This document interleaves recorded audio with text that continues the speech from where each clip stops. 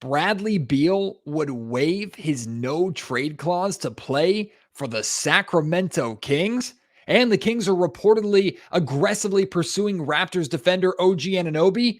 Man, things are heating up in the offseason trade market, and the Sacramento Kings are at the center of it. Let's discuss right here on Locked On Kings. You are Locked On Kings, your daily Sacramento Kings podcast, part of the Locked On Podcast Network, your team every day. And now, ladies and gentlemen, it is that time for another episode of Locked On Kings. Hello and welcome into Locked On Kings, your podcast hub for Sacramento Kings coverage all offseason long. Today's episode is brought to you by Gametime. Download the Gametime app, create an account, and use code LOCKEDONNBA for $20 off your first purchase. Last-minute tickets, lowest price, guaranteed. My name is Matt George. I have the privilege of being your host here. I'm a Sacramento sports reporter and producer for ABC 10 News, and I've been a bad podcast host. I admit it.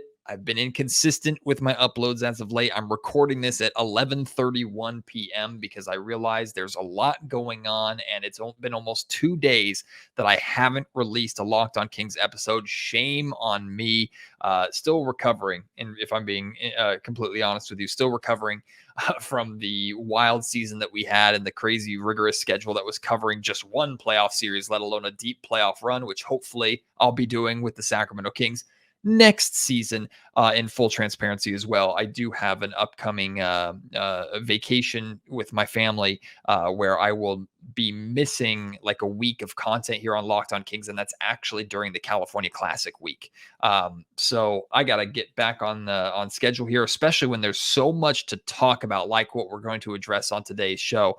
Thank you so much for tuning in. It's an absolute pleasure to have you, all my OG listeners, all my longtime listeners. You know how much you mean to me. Appreciate you. If you're new to the Locked On Kings podcast, welcome. This is a show, of course, centered around Sacramento Kings basketball, and we don't just stop when we're in the offseason. We don't just talk about the Kings when it's convenient to do so. We're here every week as much as we possibly can. The brand is daily. Try to be as daily as possible and live up to that promise during the offseason to get us through this tough time. I would normally say boring time, but as of late, it's been anything but boring in Sacramento Kings rumor land. Thank you to Rumors, and thank you to the heating up offseason trade market for giving us something to talk about here, especially with the NBA draft right around the corner.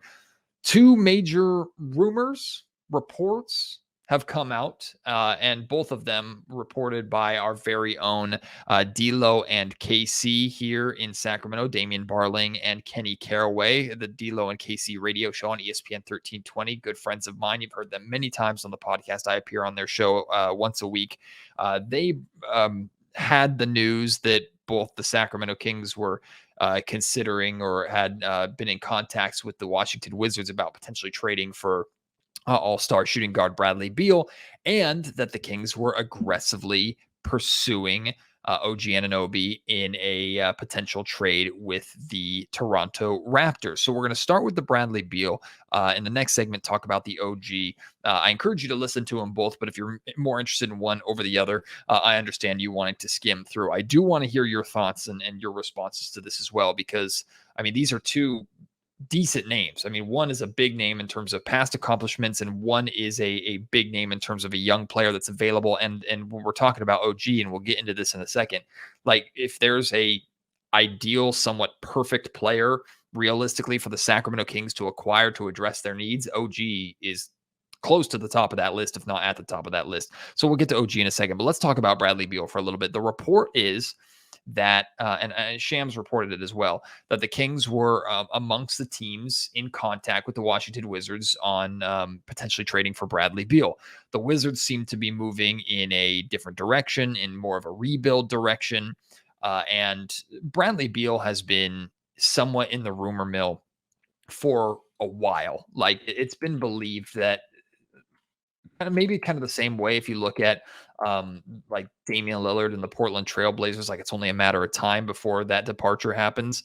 I think it's been that way, or people have felt that way with Bradley Beal and the Washington Wizards for the last handful of seasons. But Bradley Beal, a former All-Star, a very, very talented offensive player is on the Sacramento Kings radar. He's on a lot of teams' radars, if we're being completely honest. But Bradley Beal might be available, and the Sacramento Kings are at the very least making calls. They're checking in and seeing what that price would potentially be, what it would take to get that deal done. This is very up Monte McNair's alley. Like, Monte McNair has been consistent since when he took the job of maintaining as much flexibility as possible so that when opportunities became available, that the Sacramento Kings could be in a position to jump on that opportunity and strike. Well, I'm not saying that Monty is going to pull the trigger on this Bradley Beal deal. And this report is simply that there's conversations happening. I think the report also said from Shams said that no deal was anywhere close to getting done.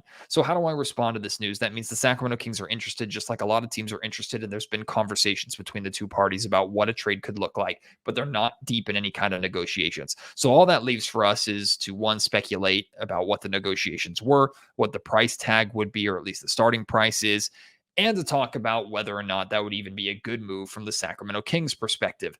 My gut reaction when I heard Bradley Beal was on the Kings' radar, my gut reaction truthfully was, I'm good. I'm fine. And the more that I thought about it, the more that I looked into it, looking at his contract, looking at what it would cost to get him here to Sacramento, the more I just felt like my gut reaction was right. I think Bradley Beal is a very, very sexy name. And let's start with this. Let's start with the cool part of this conversation. Bradley Beal has a no trade clause, meaning he has to sign off or waive that no trade clause. He has to agree to go to whatever team he's traded to. The Wizards cannot just trade him without his permission, him signing off. And according to this report, the Sacramento Kings are a team that Bradley Beal reportedly would be willing to sign off on and join. That's crazy to say.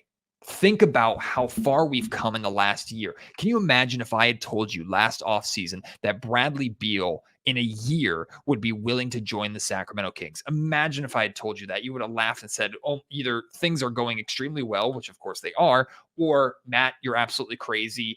You're looking at the world through purple glasses again. Take a break, stay off of Twitter, go take a nap, and come back when your head's screwed on straight, right? Most of us would have reacted that way. But that's what the Kings have done. The Kings have gone from seller of the league, laughingstock of the league, to one of the most fun and exciting teams to watch, a team that's extremely fun to play for, a team that now has a culture in place, a great coaching staff, 2 all-stars, good rotational pieces, a good solid young rookie, or who's now going into his sophomore season. Like, the Sacramento Kings are attractive to a player like Bradley Beal. Now, Bradley doesn't have to worry about getting paid. He doesn't. He doesn't have to worry about paydays. He knows he's getting paid for the next 4 seasons, I think. He knows he's set.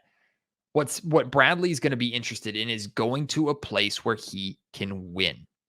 The fact that he views Sacramento as a place where he can win is extremely exciting.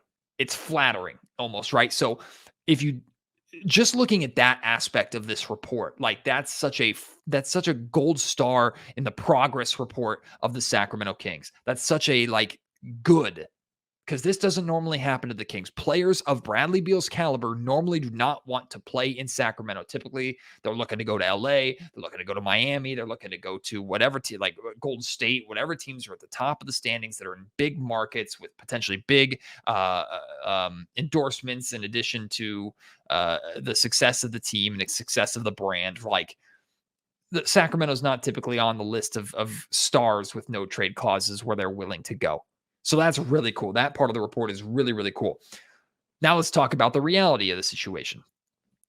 Like I mentioned, Bradley Beal is paid. I'm not saying getting paid. He is paid. He's going into the second year of a 5-year max deal that he signed with the Washington Wizards, a 5-year, $251 million contract. Next year, he's being paid $46.7 million. The year after that, 50.2. The year after that, 53.6. And then in 2026, 2027, when he will be 33 years old, he has a $57 million player option.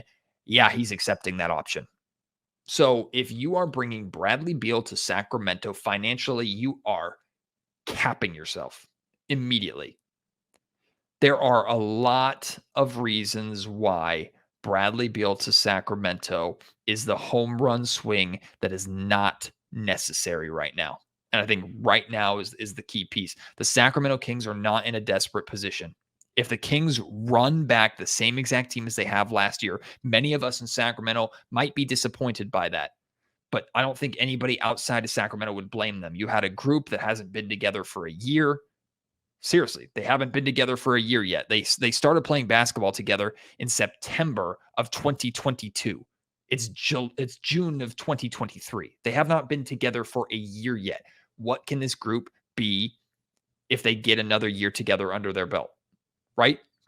So the Kings don't have to make a big swing move here. Would it be an ideal time to improve? Absolutely, especially with the expectation that the West is going to continue to get better. Maybe how many wins do the Kings have? 48 wins? Is that right? God, I don't even remember. Either way, that number might not be enough to get the third seed next year as it was to get it done this year, right? We don't know about that. So this might be the right time for the Sacramento Kings to want to improve, but they don't have to. And a big swing for Bradley Beal to me suggests that you're not necessarily desperate, but you're really truly going for it. I'm not saying it would be a bad move. I'm just saying the Kings don't have to make that move at this period of time.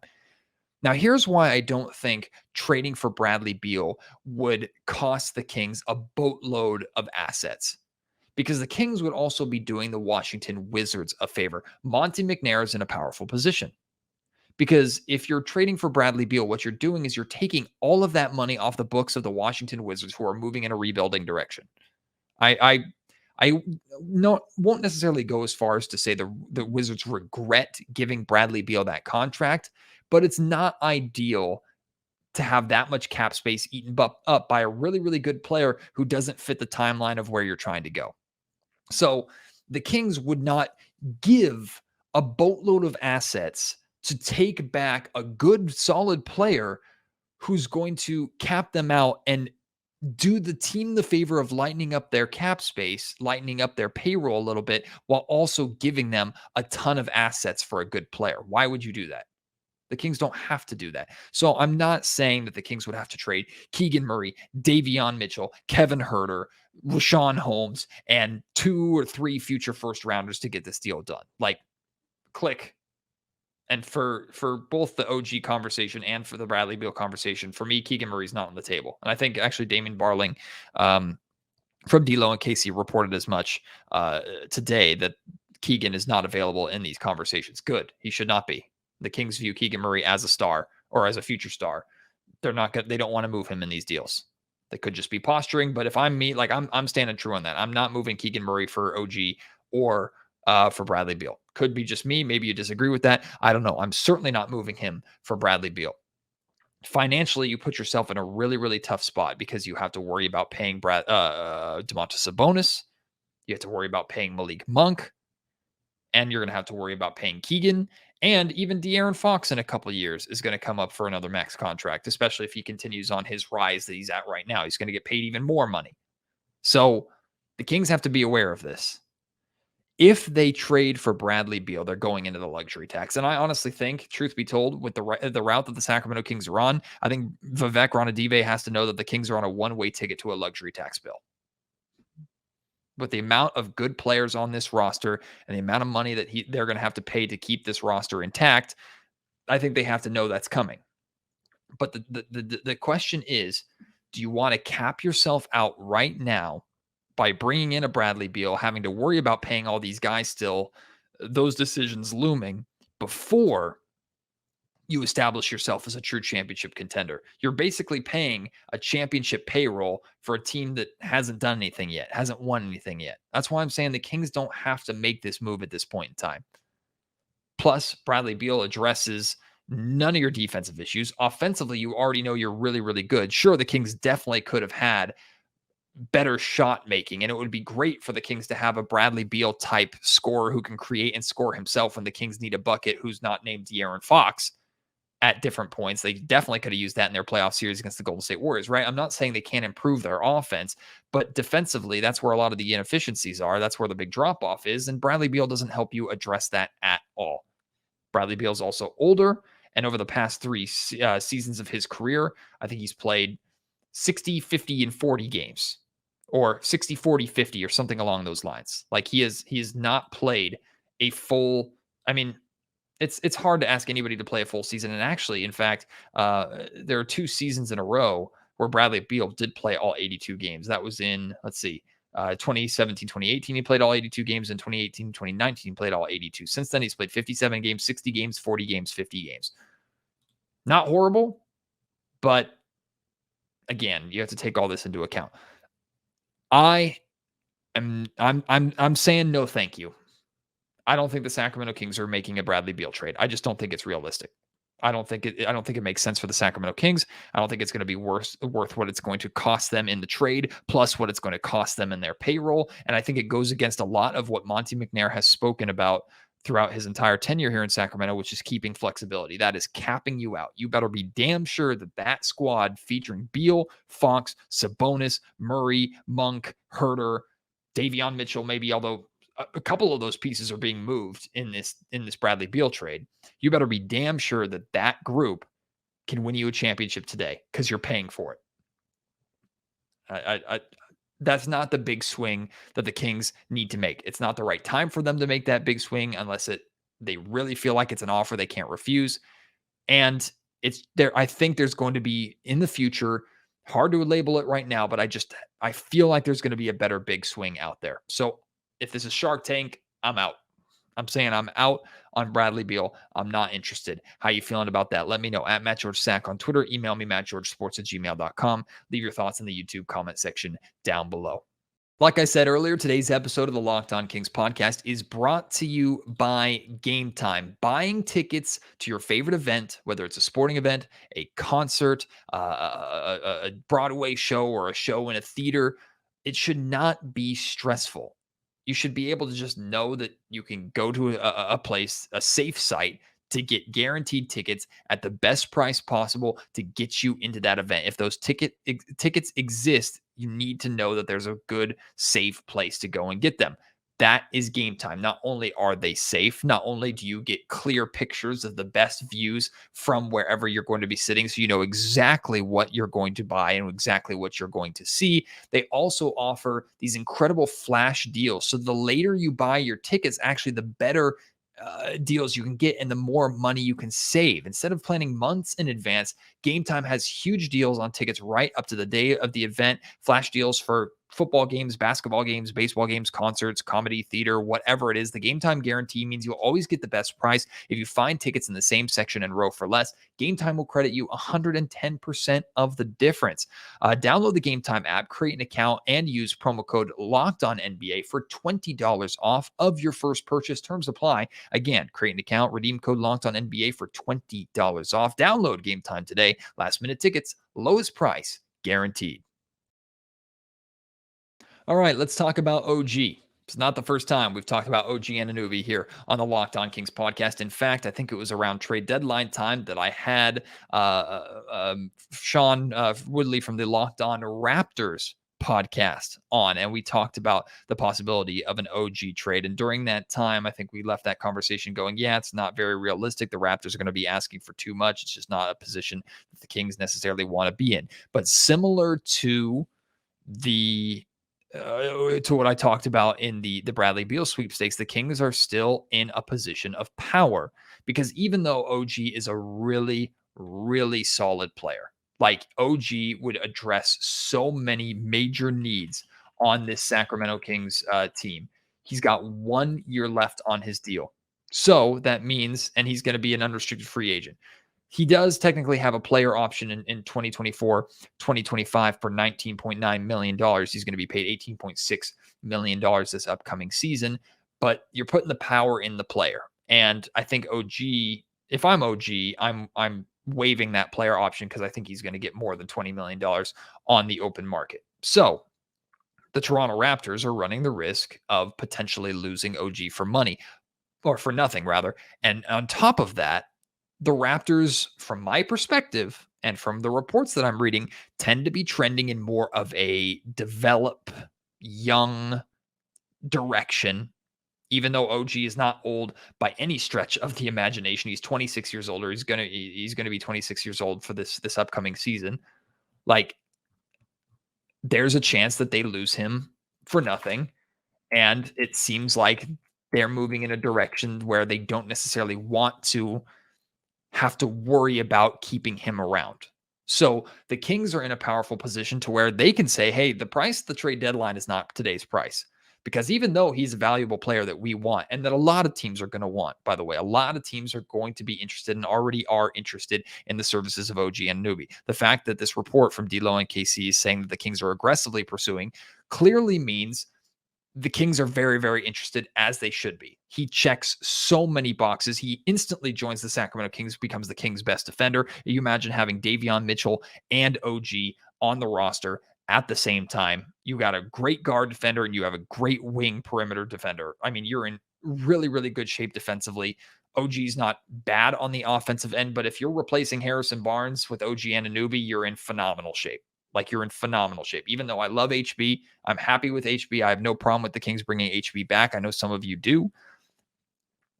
If OG is the guy, you could tell me right now, Matt, OG or HB, who you taking? Of course, it's OG every single time. Plus, age-wise, he fits the Kings kind of timeline with the rest of their core perfectly. There are so many reasons to want OG. That's why the Kings are reportedly aggressively pursuing him. The Raptors are going to obviously try and take advantage of that to get every penny that they possibly can, or get every bit of asset that they possibly can out of the Kings. And they're not going to let him walk for nothing. But once again, the Kings are potentially doing them a favor by sparing them having to pay OG or risk losing him in the open market. I have no idea what their read on the situation is. I have no idea if they feel that OG at the end of next season, if the Raptors continue to be a mediocre team or maybe slightly above average team, if he would say, I'm out of here, I'm getting paid and going to a team where I can win a championship and help win a championship. I have no idea if that's his mindset. I have no idea if the Raptors are concerned about that or not. But the Kings can at least press that a little bit.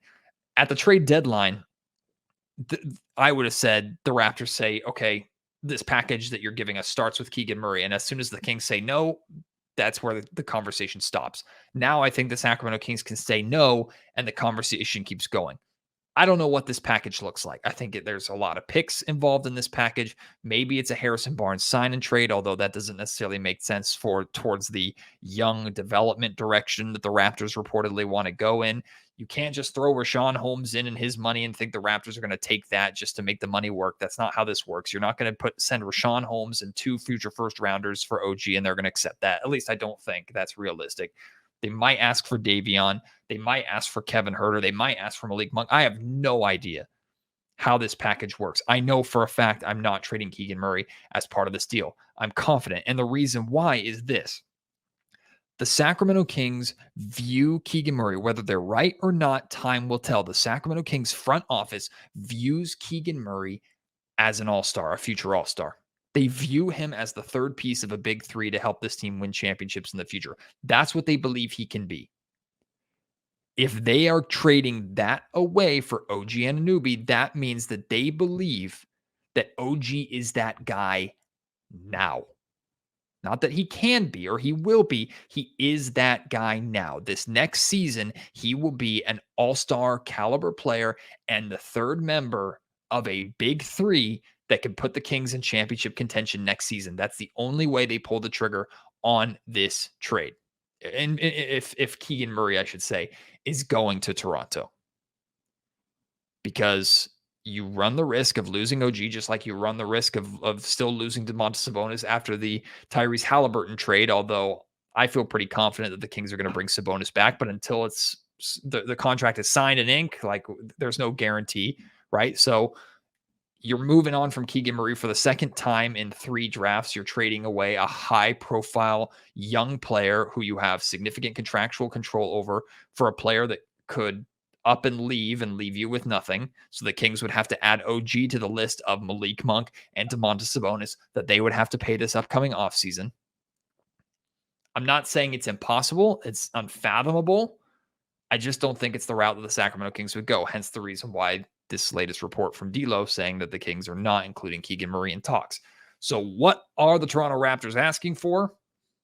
Mainly draft compensation, I imagine, and probably a Davion Mitchell type young player, plus whatever they need to make salaries work legally for the trade to happen. I don't know.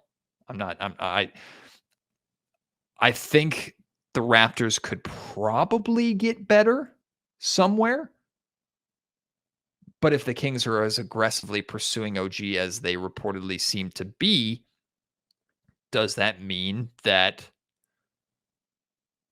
maybe the Raptors can snatch 1 or 2 more draft picks from the Sacramento Kings in this deal? That could be the difference maker. How much future compensation do the Kings want to include to get OG right now? Again, I'm telling you, if the Kings get OG and Anunoby without trading Keegan Murray and much of their core, if the Kings are rolling into next season with their starting five of Fox, Herter, OG, Keegan, Sabonis, still bringing Monk off the bench, and hopefully Davion Mitchell, as well as like bringing Trey Lyles back, like this team should be considered a contender in the Western Conference. They should be, assuming that they continue to build off of, or at the very least, get the same kind of production out of the guys at the role players and the stars that they had last year.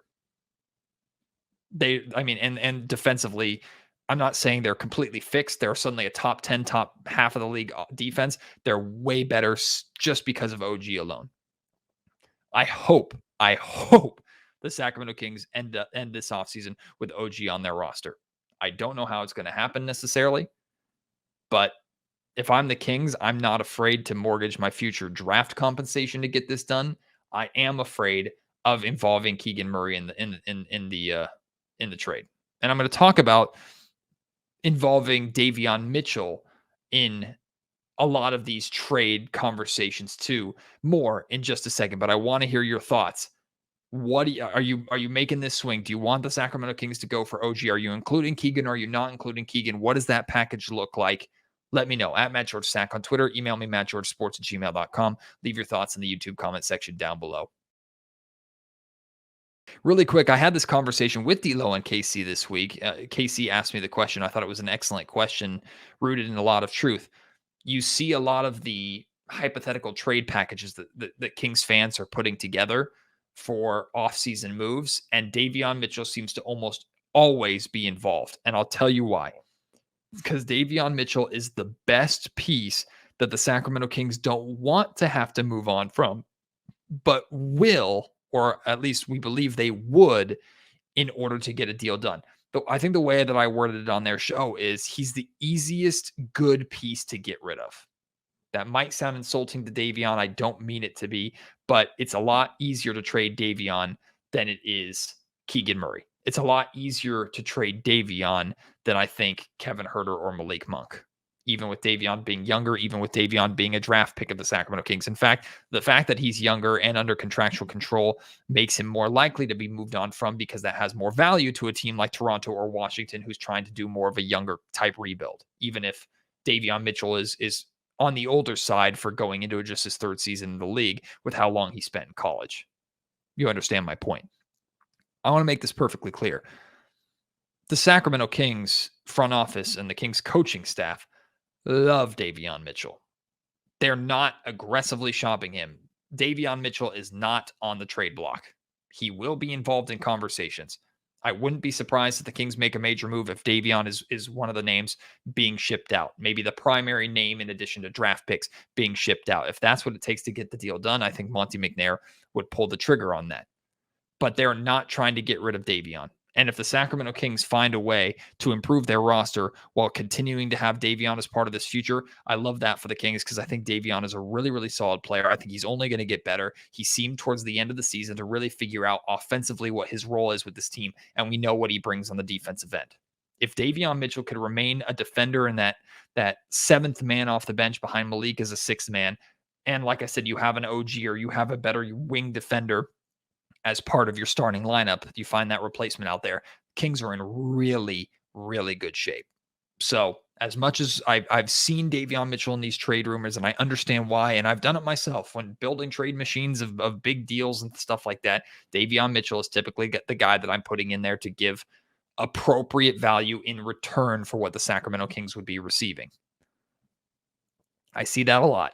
I think it's realistic to include him in all these conversations, but the Kings aren't trying to shop him, and the Kings would be thrilled to have him back and have him return, in my opinion.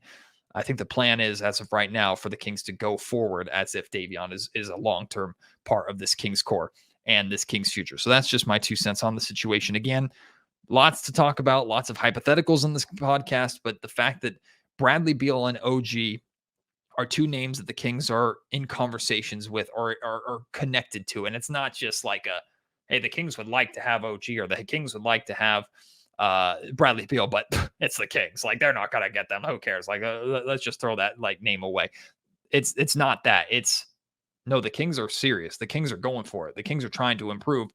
And not only are these 2 names on their radar, you have one of them who's a former All-Star who's willing to waive his no trade clause to play for you. Like, this is what you want. You want the Kings to be at the center of these conversations. You want Monte McNair to be aggressive while also being smart, which is what I believe he's going to do. How nice is it for the Kings to have a competent front office in place to where we might not necessarily always agree with their moves, but they've shown enough that we should trust that those moves are the right moves to be made. And the Kings aren't just going to make a knee-jerk move for the sake of making a move. I think that's very, very exciting. So we'll see. We'll see if anything comes of it. I think it's far more likely that the Kings land OG than they do Bradley Beal. Maybe you prefer Beal over OG. If so, tell me why. Let's talk about this. Let's discuss this. These are the fun off-season conversations that are only going to heat up as we get closer to the draft and after the draft. And once free agency begins in a couple of weeks, man, welcome to the chaos. Let's have some fun. The Kings are in a power position. Let's see what they're able to do with it. And let's see how much Monty can improve, if at all, this roster. And also, I will say this really quick. If the Kings end up re-signing Harrison Barnes, they don't land OG, he goes somewhere else. They don't land Bradley Beal, he goes somewhere else. You can be disappointed, but that doesn't mean it's a failure of an offseason. That means clearly Monty wasn't getting the deal that he wants. You have to have the right deal, and you have to have the right time. If you have the wrong deal at the right time or the right deal at the wrong time, it might not work. You want both, right? The Tyrese Halliburton, Domantas Sabonis trade ended up being the right deal at the right time. At least it seems to have been to this point without us knowing if Sabonis is going to re-sign or not. So those things have to match up. Monty's going to wait for that, or at least as close to as he believes that you're getting to that. So we'll have to see. In Monty, we trust. Let's see what he does this offseason. Of course, whatever the Kings do, whatever rumors they're involved in, we will be, of course, all over it here on the Locked On Kings podcast. Appreciate your support as always. Let's join the conversation. Let's talk about this more off the air. Appreciate your support. Can't wait to have you join me on the next episode of Locked On Kings. Until then, my name is Matt George. You've been listening to the Locked On Kings podcast, part of the Locked On Podcast Network.